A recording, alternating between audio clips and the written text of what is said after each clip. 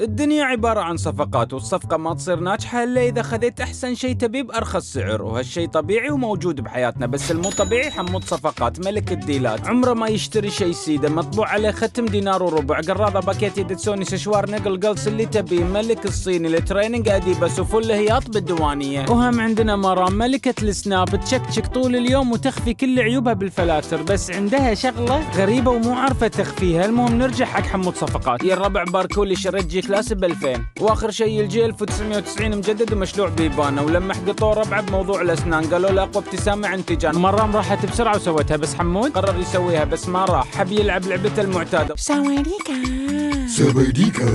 سوي اسنان 200 بار. المهم تخرج وتعلم يكاسر، طار سيده هناك سوى فينير من النوع اللذيذ، ورد الديره المسيطر الرئيس الاخير جورج بوش ايام عزه، ورفس الباب دش على الربع بطل حلجه وانصدموا.